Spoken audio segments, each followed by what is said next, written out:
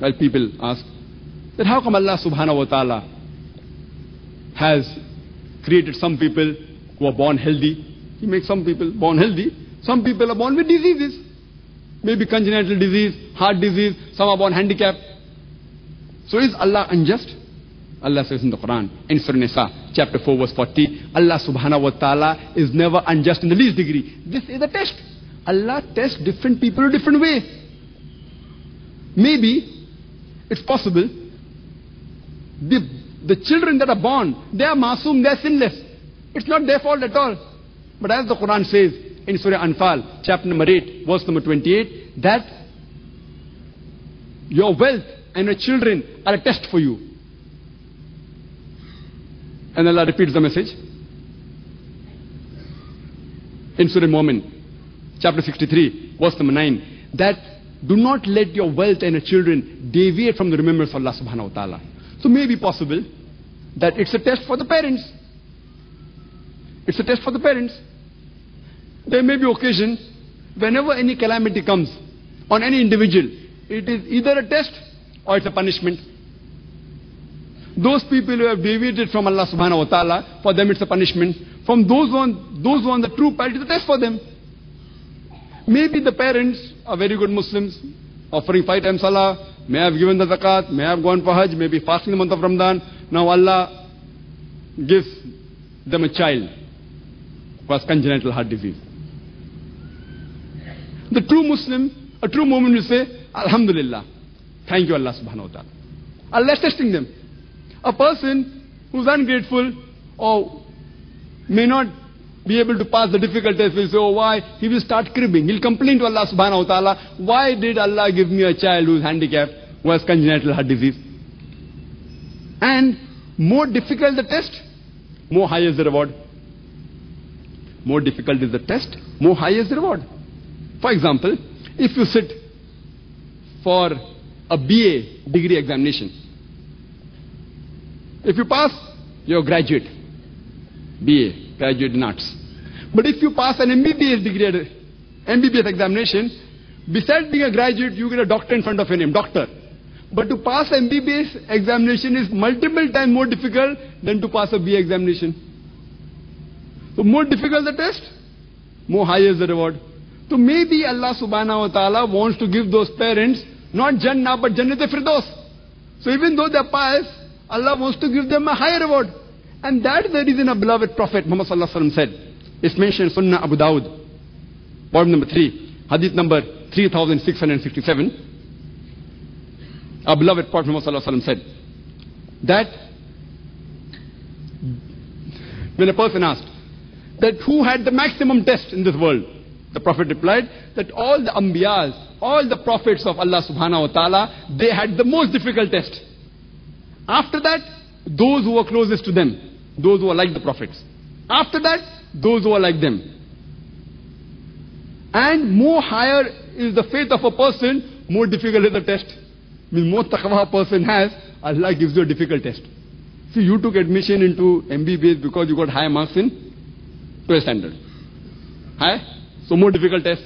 To pass MBBS is difficult. So here also, the prophets, their taqwa level cannot be compared with the normal human beings. So just because they were prophets of God, even the prophets were tested. No prophet was just led without testing. But because the taqwa was high, the prophets were tested multiple times more than the normal human being life compared to you and me. More difficult. So more higher, if your taqwa and the faith, Allah will test you. So true believer, if difficulty comes, he says, Subhanallah, praise be to Allah, Alhamdulillah. He takes it as a test. Any calamity comes, it's either a test or a punishment. For the prophets of high taqwa, it wasn't a punishment, it was a test. And they passed the test. And when any reward, when any good things happen to an individual, it's either a reward or a test. Wealth can be a reward. Fine, that you have done good deeds, Allah. Or it can be a test for you. So any good thing happens, it is either a reward or a test for you. For those who have deviated from Allah subhanahu wa ta'ala, they pray, give me wealth, Allah gives them wealth. And tells them and they fail. So in this world, they get what they want, luxury. But in the akhirah, it's nothing but loss. So contentment Charity is a test. Contentment is a test. Your children are a test. And many times, we human beings, we complain to Allah subhanahu wa ta'ala, we are praying to Allah subhanahu wa ta'ala. Why doesn't Allah answer our prayer? Allah says in the Quran, you ask me and I will answer your prayer. But here I am praying every day, Allah is not answering. It sounds a bit contradictory. Allah says, you pray to me and I answer your prayer.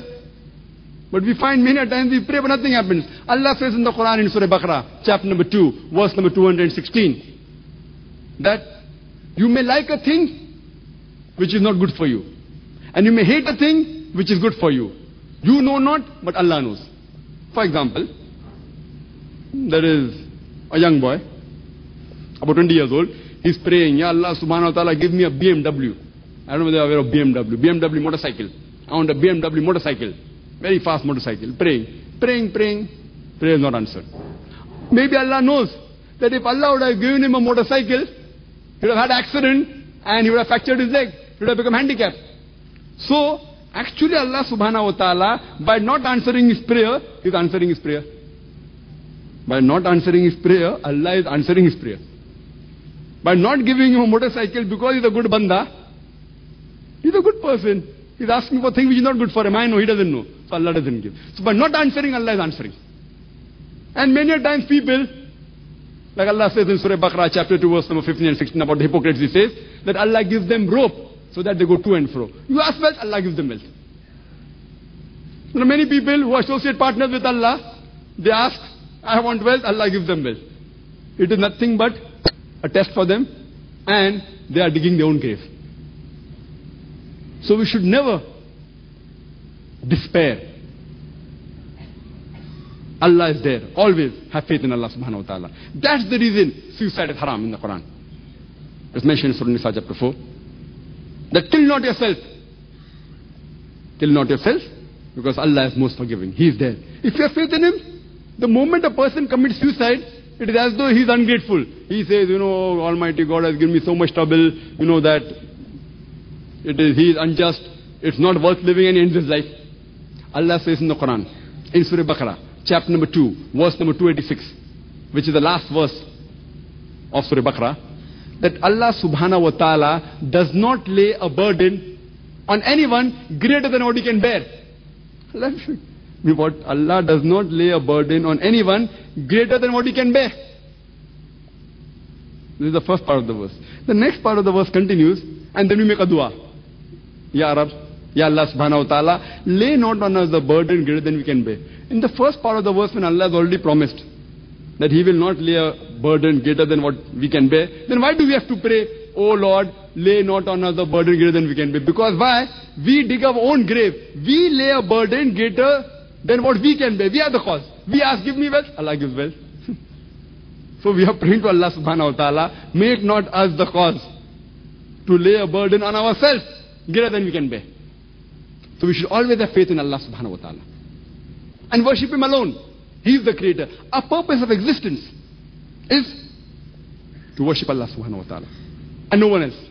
This life is a test for the hereafter. Obey His commandments and be satisfied. Whatever test He gives you, a true moment is thankful to Allah subhanahu wa ta'ala. How many of us, normally we complain, we don't have this, we don't have this. The most important thing for living is what? Someone tells food, someone says water. Most important is air. If you don't have air, for a few minutes you will die. How many of us, have we ever thanked Allah subhanahu wa ta'ala, thank you for the air you have given us? How many of us have done that?